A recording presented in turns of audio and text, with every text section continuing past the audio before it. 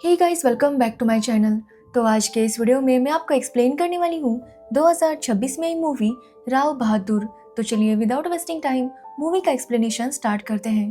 तो movie start होती है एक महल से, जहाँ पर काफी सारे लोगों के पोर्ट्रेट लगे हुए थे। अब उन्हीं में से एक बच्चे का भी पोर्ट्रेट था जो कि काफी डरा हुआ था।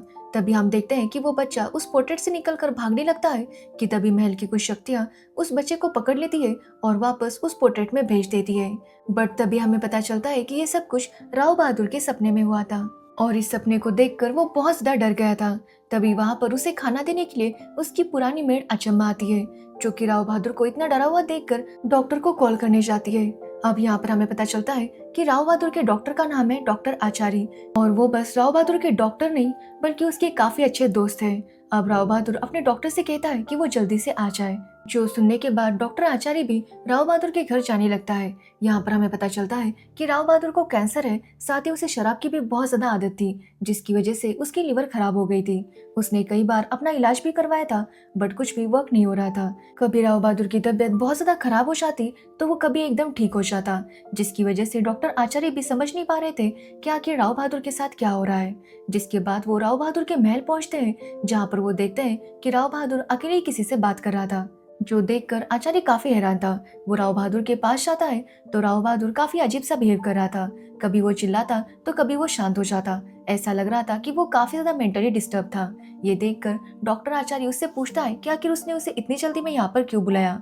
तो राव बहादुर उसे कहता है कि उसे लग रहा है कि उसके बेटे कुसुम की आत्मा ने उसे वश में कर लिया है, और इसी वजह से इतना बीमार होने के बाद भी वो मर नहीं रहा, क्योंकि कुसुम की आत्मा कुछ सवालों के जवाब चाहती है। जो सुनकर आचार्य समझ नहीं पाता कि आखिर राव बहादुर कहना क्या चाहता है। तो राव बहादुर उसे अपनी बात बताता है, जो कि काफी टाइम से उसने अपने मन में रखी थी। वो यहाँ पर उसे कहता है कि उसे लगता है कि उसका छोटा बेटा कुसुम उसका बेटा नहीं था, इसलिए मरने से पहले वो इस बात को कंफर्म करना चाहता है। उसे पता करना है कि कुसुम बायोलॉजिकली उसका बेटा था या नहीं। जो सुनकर आचार्य काफी हैरान हो जाता है। वो राव बहादुर को इसके लिए मना कर देता है और उससे कहता है कि वो अब पता नहीं लगा सकता। बट राव बहादुर का कहना था कि साइंटिस्ट ने अब इतनी तरक्की कर ली है कि वो टेस्ट करके बता सकते हैं कि कुसुम उसका बेटा है या नहीं। जो सुनकर आचार्य उसे समझाता है कि अगर उसे टेस्ट करना है तो कुसुम की जरूरत होगी, कुसुम का खून या फिर उसका कोई डीएनए सैंपल चाहिए होगा, तभी वो लोग बता सकते हैं। और कुसुम की मौत को 8 साल हो चुके हैं, इसलिए अब वो टेस्ट कैसे करेंगे। अब यहाँ आचार्य राव बहादुर को समझाने की काफी कोशिश करता है बट वो कुछ समझने के लिए तैयार नहीं था। जिसके बाद आचार्य वहां से जा रहा था, तभी वो एक कमरे के पास जाता है, जिसका दरवाजा खोलने पर अंदर एक औरत थी। तो आचार्य उससे पूछता है कि वो कैसी है, बट वो औरत कोई जवाब नहीं देती और दरवाजा बंद कर देती है। जिसके बाद आचार्य आकर राव बहादुर के बड़े बेटे लावण्य से मिलता है, जो कि काफी परेशान था। वो डॉक्टर आचार्य से कहता है कि वो अपने पापा को इस तरह से तड़पते हुए नहीं देखना चाहता। वो चाहता है कि उन्हें आराम मिले, और इसी वजह से वो यहाँ पर रुका है ताकि वो उनका ख्याल रख सके। जिसके बाद कहानी कुछ साल पीछे जाती है, जब राव बहादुर अपनी हवेली से दुनिया घूमने के लिए निकल चुका था। उसकी अपने पापा के साथ ज्यादा नहीं बनती थी, जिसकी वजह से वो 5 सालों में एक बार भी वापस हवेली नहीं गया था। तभी उससे मिलने के लिए आचार्य आता है, जो कि राव बहादुर को समझाता है कि उसके पापा की तबीयत ठीक नहीं है, इसलिए राव को अब वापस अपने महल आना चाहिए। बट राव का कहना था कि वो अपनी लाइफ में मस्त है, उसे वहां पर नहीं आना। तब उसे आचार्य कहता है कि हो सकता है कि इस बार राव अपने पापा से आखिरी बार मिले। अब ये सुनने के बाद राव भी सोच में पड़ जाता है। जिसके बाद कहानी प्रेजेंट में आती है, जहाँ पर अचम्मा अपनी बहू सुगुना के साथ राव बहादुर के रूम में आती है साफ सफाई करने के लिए। एक्चुअली उस महल के काफी सारे नौकरों ने राव बहादुर के गुस्से की वजह से अपना काम छोड़ दिया था, और इसी वजह से अचम्मा को ही सारा ध्यान रखना पड़ता था, और इसलिए वो आज अपनी बहू को लेकर साफ सफाई करने के लिए आई थी। अब यहाँ पर उसकी बहू देखती है कि राव बहादुर का कमरा काफी मेसी था, तो वो अचम्मा से पूछती है कि आखिर राव बहादुर पागल कैसे हो गया। तो अचम्मा उसे शांत करवाती है और कहती है कि वो ज्यादा कुछ ना बोले, क्योंकि राव बहादुर के कान काफी अच्छे हैं, और अगर उसने ये बात सुन ली तो पता नहीं क्या होगा। जिसके बाद अचम्मा वहाँ पर एक चाबी रखती है, जो कि राव बहादुर ने मंगाई थी, और वहाँ से चली जाती है। जिसके बाद वो अपनी बहू को बताती है कि कुछ सालों पहले राव बहादुर के बेटे कुसुम की यहाँ पास के एक लेक में डूबकर मौत हो गई थी, और उसके बाद से राव बहादुर काफी ज्यादा डिस्टर्ब रहने लगा। यहाँ तक कि राव बहादुर की जो वाइफ है रेणुका, वो भी इस सदमे से बाहर नहीं आ पाई, और तब से उसने अपने आप को एक रूम में कैद करके रखा है, और वो कभी भी वहाँ से बाहर नहीं निकलती। जिसके बाद हम राव को देखते हैं, जो उस चाबी को लेता है जो कि अचम्मा ने वहाँ पर रखी थी। एक्चुअली वो चाबी कुसुम के कमरे की थी, और इसके बाद राव कुसुम के कमरे में जाता है ताकि वो उसका कुछ बाल वगैरह ढूंढ सके, ताकि वो डीएनए टेस्ट करके कंफर्म कर सके कि कुसुम उसी का बेटा है। अब वहाँ पर सब कुछ चेक करने के बाद जब वो वहाँ से लौट रहा था तभी वो अपनी वाइफ रेणुका को देखता है। बट राव बहादुर इतना डिस्टर्ब था कि वो अपनी वाइफ को अपनी बहन समझ लेता है और उससे कुछ बात किए बिना ही वहाँ से निकल आता है। जिसके बाद कहानी फिर से पास में जाती है जब राव अपने पापा से मिलने के लिए हवेली आ रहा था। रास्ते में वो एक लड़की को देखता है जिसका नाम रेणुका था। अब राव उसे लिफ्ट देने के लिए तैयार था बट रेणुका राव को नहीं जानती थी, जिसकी वजह से वो उसकी कार में बैठने से मना करती है। तो राव उसे बताता है कि यहाँ पर जो हवेली के राजा है वो उन्हीं का बेटा है। साथ ही यहाँ पर रेणुका भी उसे बताती है कि वो उन्हीं की ट्रीटमेंट के लिए यहाँ पर आई है। जिसके बाद रेणुका राव के साथ उनके महल चली जाती है। अब राव जब अपने पापा की हालत देखता है तो वो काफी बुरा फील करता है क्योंकि उसके पापा कोमा में थे। साथ ही उसे पता चलता है कि आचार्य ने राव के पापा से झूठ बोला था कि राव की शादी हो चुकी है। एक्चुअली उसने ऐसा इसलिए किया था ताकि राव के पापा की जो ट्रीटमेंट चल रही थी तो वो थोड़ा सा सुकून में रहे, और इसी वजह से उसने ये झूठ बोला था। तो वही रेणुका जब राव के पापा का बीपी चेक करती है तो वो देखती है कि उनका बीपी बहुत ज्यादा था, जो देखकर वो काफी हैरान थी क्योंकि राव के पापा कोमा में थे फिर भी उनका बीपी इतना बढ़ चुका था। अब अगले दिन राव से मिलने के लिए आचार्य आता है और वो उससे माफी मांगता है कि उसने राव के पापा से झूठ बोला था कि राव की शादी हो चुकी है, और राव भी उसे माफ कर देता है क्योंकि वो जानता था कि आचार्य ने ये सब कुछ उसके पापा के लिए किया था। जिसके बाद आचार्य अचम्मा से कहता है कि वो उसके लिए ब्लैक कॉफी बनाए, बट अचम्मा को ब्लैक कॉफी बनाना नहीं आती थी, जिसकी वजह से वो यही सोच रही थी कि आखिर इसे बनाना कैसे है। तभी वहाँ पर रेणुका आती है जो कि अचम्मा को ब्लैक कॉफी बनाना सिखाती है। जिसके बाद वो उस कॉफी को लेकर राव को देने चाहती है तो वो देखती है कि राव आचार्य के साथ बात कर रहा था और साथ में स्मोक भी कर रहा था। अब ये देखकर रेणुका बातों बातों में राव से कहती है कि वो उसे अपना हाथ दिखाए। जिसके बाद राव जब उसे अपना हाथ दिखाता है तो रेणुका कहती है कि वैसे तो राव की लाइफ काफी लंबी है बट अगर वो ऐसे स्मोक करता रहा तो उसकी मौत हो जाएगी। अब ये सुनने के बाद राव भी रेणुका का हाथ चेक करता है और रेणुका से कहता है कि रेणुका की लाइफ लाइन भी काफी लंबी है बट वो थोड़ी सी डल थी, जिसकी वजह से राव का कहना था कि रेणुका को भी उसकी तरह अपनी लाइफ खुलकर जीनी चाहिए, क्योंकि लाइफ कितनी ज्यादा है ये मैटर नहीं करता बल्कि लाइफ कितने अच्छे से जिए है ये मैटर करता है। जो सुनकर रेणुका भी स्माइल करती है। जिसके बाद उसके और राव के बीच बहुत ज्यादा बातें होती है बट ये बात आचार्य को अच्छी नहीं लगती। वो अलग जाकर रेणुका से कहता है कि वो यहाँ पर काम करने के लिए आई है तो बस काम पर ध्यान दे, यहाँ वहाँ की बातें ना करे। ये बोलकर आचार्य वहाँ से चला जाता है बट रेणुका को आचार्य की ये बात बिल्कुल भी अच्छी नहीं लगी थी। जिसके बाद वो महल की साफ सफाई करवाती है, साथ ही वो राव के पापा का भी काफी अच्छे से ध्यान रख रही थी। अब एक दिन उसे एक कैसेट मिलता है जिससे वो लगाती है। एक्चुअली उस कैसेट में वो गाना था जो राव के पापा अपनी वाइफ के गुजर जाने के बाद हमेशा सुना करते थे, और ये सुनने के बाद राव को भी अपनी माँ की याद आती थी। अब राव समझ जाता है कि उसके पापा इतने सालों में कितने अकेले थे, जिसकी वजह से उसे काफी बुरा लगता है कि उसने लास्ट टाइम में भी अपने पापा के साथ अच्छा टाइम स्पेंड नहीं किया था। जिसके बाद वो देखता है कि रेणुका कितने अच्छे से उसके पापा का ख्याल रखती है। अब एक दिन जब रेणुका घोड़े पर चढ़ रही थी तो वो गिर जाती है। एक्चुअली रेणुका हमेशा ऐसा कुछ ना कुछ नया करती रहती थी, जिसकी वजह से राव को उसके साथ टाइम स्पेंड करना, बातें करना बहुत ज्यादा अच्छा लग रहा था और कहीं ना कहीं वो रेणुका को पसंद करने लगा था। अब एक दिन राव रेणुका के साथ एक लेक पर आता है जहाँ पर राव अपने मॉम डैडी के साथ आया करता था और वहाँ पर वो काफी टाइम स्पेंड किया करते थे। राव की वहाँ पर काफी अच्छी मेमोरीज थी और इसी वजह से वो रेणुका को लेकर वहाँ पर आ गया था। अब रेणुका भी जब वहाँ का नजारा देखती है तो वो बहुत ज्यादा खुश हो जाती है। तभी रेणुका राव से कहती है कि वो बोट से लेक के अंदर जाना चाहती है, बट राव को बचपन से ही पानी से बहुत ज्यादा डर लगता था, जिसकी वजह से वो अंदर जाना नहीं चाहता था। तो रेणुका वहाँ की बोट लेकर खुद ही अंदर चली जाती है। अब रेणुका वहाँ पर इतनी खुश थी जो देखकर राव भी बहुत ज्यादा खुश हो जाता है और उसे एहसास होता है कि वो रेणुका को बस पसंद नहीं करता बल्कि वो उससे प्यार करने लगा है। जिसके बाद जब वो दोनों वापस आते हैं तो रेणुका राव को एक गुड न्यूज दिखाती है। एक्चुअली वो राव को उसके पापा के रूम में लेकर जाती है और दिखाती है कि राव के पापा ने अपना हाथ उठाकर अपने चेस्ट पर रखा था, जो देखकर राव काफी खुश होता है क्योंकि इतने टाइम से उसके पापा कोमा में थे और फाइनली उन्होंने अपना हाथ हिलाया था, यानी कि वो कोमा से बाहर आ रहे थे। साथ ही रेणुका राव को उनके हॉल में लेकर जाती है जहाँ पर वो दिखाती है कि यहाँ पर राव के जो भी पूर्वज थे उसमें सब लोगों ने अपना हाथ अपने चेस्ट पर रखा था। ये देखकर रेणुका उसे बताती है कि शायद राव के घर की परंपरा है कि वो अपने चेस्ट पर इस तरह से हाथ रखकर फोटोज क्लिक करते हैं, यानी कि इसी वजह से शायद राव के पापा ने भी अपना हाथ हिलाया था जबकि वो कोमा में थे। अब ये देखकर राव को एहसास हो जाता है कि रेणुका उसकी फैमिली के बारे में कितना कुछ जानने लगी है। अब राव डिसाइड करता है कि वो रेणुका को अपने दिल की बात बताएगा। इस वजह से वो रेणुका को फिर से उस लेक के पास लेकर जाता है और इस बार वो अपने डर का सामना करते हुए उस बोट में बैठ जाता है और उस बोट को लेक के बीचों बीच लेकर जाता है, जहाँ पर वो रेणुका को बताता है कि वो उससे प्यार करता है। बट यहाँ पर रेणुका उससे कहती है कि उसने कभी भी राव को उस नजर से नहीं देखा। वो बताती है कि उसकी लाइफ में कोई और है, जिसकी वजह से वो राव से शादी नहीं कर सकती।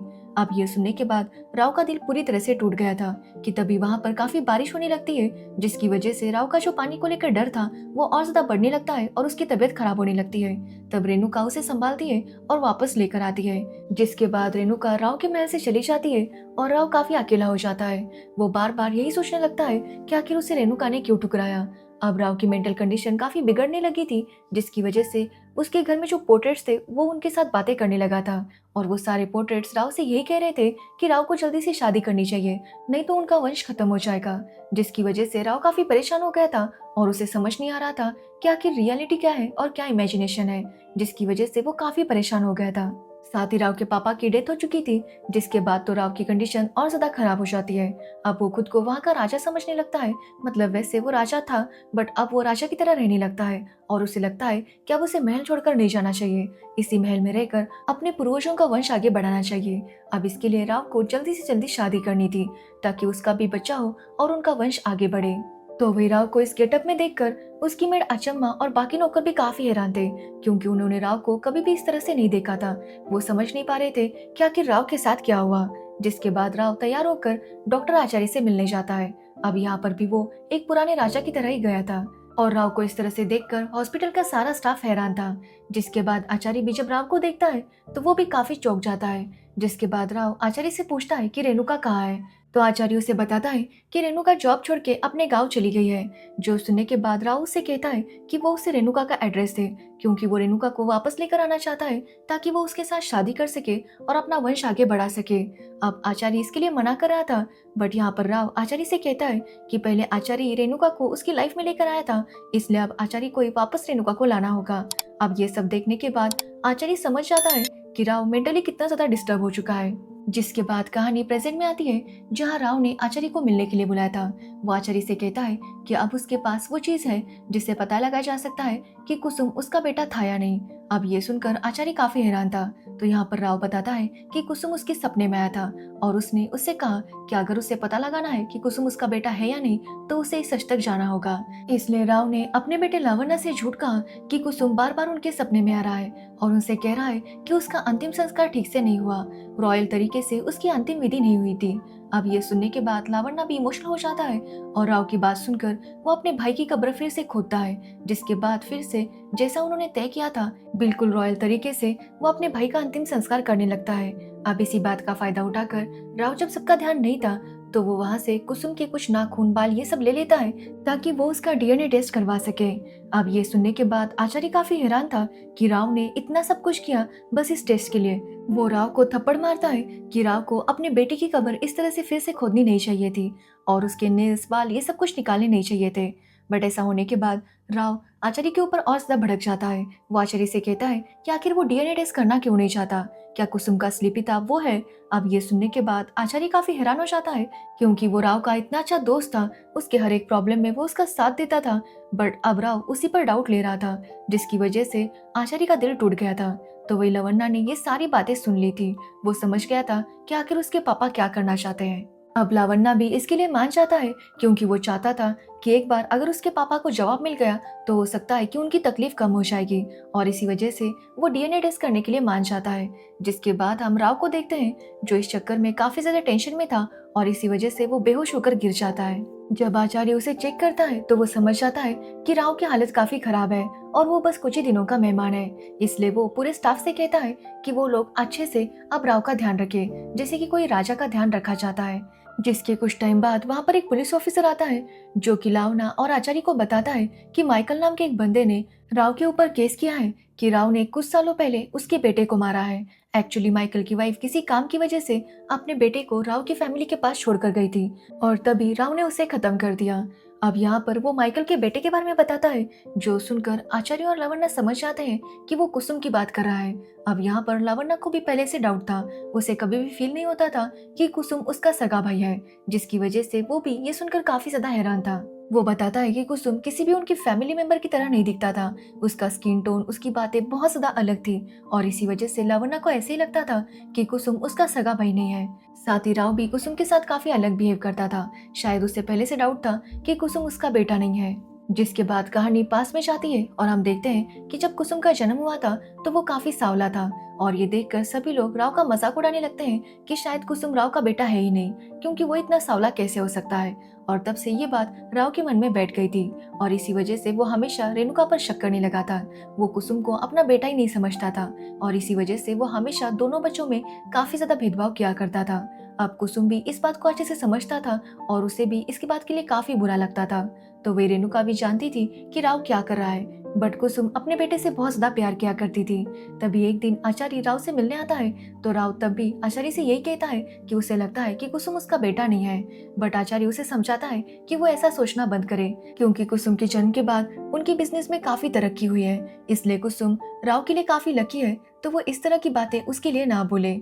अब एक दिन जब सभी बच्चे क्रिकेट खेल रहे थे तभी हम कुसुम को देखते हैं, जो काफी ज्यादा बुरा फील कर रहा था, क्योंकि सब लोग उसे चिढ़ाया करते थे और उसे कुछ भी कहा करते थे और इसी वजह से कुसुम तंग आकर खुद को खत्म कर लेता है। अब इस बात का जब राव को पता चलता है तो राव पूरी तरह से सदमे में चला गया था। तो वही रेणुका भी राव को ही ब्लेम करने लगती है, क्योंकि राव की वजह से ही कुसुम ने ऐसा किया था। जिसके बाद कहानी प्रेजेंट में आ जाती है, जहाँ वो पुलिस ऑफिसर राव के साथ बात करना चाहता था। अब राव को भी होश आ गया था और वो पुलिस ऑफिसर राव को बताता है कि उसके ऊपर केस है जो कि माइकल ने किया है, कि राव ने उसके बेटे को मारा है, जो कि कुसुम था। अब ये सुनने के बाद राव को बस इतना जानना था कि कुसुम उसका बेटा था या नहीं, उसने किसी को मारा है या नहीं, इस बात की उसे कोई परवाह नहीं थी। अब पुलिस ऑफिसर को जब सारी सच्चाई पता चल गई थी तो वो डिसाइड करता है कि वो फॉरेंसिक टीम को बुलाएगा, जिसके बाद कुसुम की कब्र को फिर से खोदा जाएगा और फिर से सैंपल्स ले जाएंगे ताकि डीएनए टेस्ट हो। अब राव उनसे कहता है कि उसके पास सैंपल है, बट वो लोग राव के सैंपल को नहीं मानते। जिसके बाद फिर से फॉरेंसिक टीम को बुलाकर कुसुम का सैंपल लिया जाता है, जो देखकर राव काफी खुश होता है। बट रिपोर्ट आने में 2 हफ्ते बाकी थे और राव जानता था कि इन 2 हफ्तों में उसे कितना ज्यादा स्ट्रेस होगा, इसी वजह से वो दवाई खाकर सो जाता है। तो वे डॉक्टर्स भी उसका कंटिन्यू ध्यान रख रहे थे। अब ऐसे ही 2 हफ्ते बीत जाते हैं, जिसके बाद राव कोर्ट आता है। अब यहाँ पर हमें पता चलता है कि आचार्य ने माइकल नाम के बंदे से कहा था कि वो झूठी एफआईआर राव के खिलाफ डाल दे, क्योंकि तभी कुसुम की डीएनए टेस्ट हो सकती थी और इसी वजह से उस माइकल ने ऐसा किया था, जिसमें पुलिस ऑफिसर भी उनके साथ मिला हुआ था। एक्चुअली आचार्य चाहता था कि एक बार के लिए उसके फ्रेंड के मन में जो डाउट है वो क्लियर हो जाए। जिसके बाद रिपोर्ट आती है और यहाँ पर राव को पता चलता है कि कुसुम उसी का बेटा था, जो सुनकर राव को काफी बुरा लगता है, क्योंकि जिस बेटे को उसने जिंदगी भर नहीं अपनाया था वो उसी का बेटा था और इसी वजह से वो काफी अपसेट हो जाता है और वहीं पर उसकी डेथ हो जाती है। बट उसे इस बात की तसल्ली थी कि कुसुम उसी का बेटा था। जिसके बाद अब राव की मौत हो गई थी तो उसका अंतिम संस्कार काफी रॉयल तरीके से किया जाता है, जहाँ राव को दफनाने से पहले उसके फैमिली मेंबर्स आकर राव के कान में एक सीक्रेट बता रहे थे। तब रेणुका भी अपने रूम से बाहर आती है और वो राव के कान में बताती है कि एक्चुअली कुसुम राव का ही बेटा था, बट लवन्ना राव का बेटा नहीं था। यहाँ पर वो बताती है कि जब रेणुका अपने बीएफ की वजह से प्रेग्नेंट हो गई थी और उसने ये बात अपने बीएफ को बताई तो उसका बीएफ उसे छोड़कर चला गया। तभी रेणुका से मिलने आचार्य आया और उसने राव की सिचुएशन के बारे में रेणुका को बताया और उसे कहा कि राव हर हाल में रेणुका के साथ शादी करना चाहता है। जो देखकर रेणुका ने बदनामी से बचने के लिए और अपने बच्चे के फ्यूचर के लिए उसने राव के साथ शादी कर ली। जिसके बाद हम आचार्य को देखते हैं, जो कि राव के कान में बताता है कि राव को हमेशा लगता था कि उसका खून काफी रॉयल है, जबकि ऐसा नहीं था। एक्चुअली राव के जो पापा थे उनकी वाइफ की मौत डिलीवरी के टाइम हो गई थी, जिसमें उनका बच्चा भी बच नहीं पाया था। बट राव के पापा के ऊपर भी वंश आगे बढ़ाने का प्रेशर था और तभी आचार्य के पापा ने उनसे कहा था कि वो एक बच्चे को अडॉप्ट करे। जिसके बाद राव के पापा ने राव को अडॉप्ट किया था, यानी कि राव भी उस रॉयल फैमिली से बिलोंग नहीं करता था। बट अब राव की डेथ हो चुकी थी और फाइनली उसे अपने परेशानियों से और स्ट्रेस से छुटकारा मिल चुका था। अब राव का अंतिम संस्कार किया जाता है, जिसके बाद उसका बड़ा बेटा लवन्ना राव की जगह ले लेता है और उस महल पर राज करने लगता है और इसी के साथ ये मूवी एंड हो जाती है। तो ये थी राव बहादुर मूवी की स्टोरी। अगर आपको इस मूवी की स्टोरी और मेरा एक्सप्लेनेशन पसंद आया हो तो वीडियो को लाइक कमेंट शेयर जरूर करना और मेरे चैनल को सब्सक्राइब करना बिल्कुल मत भूलना। Thanks for watching video.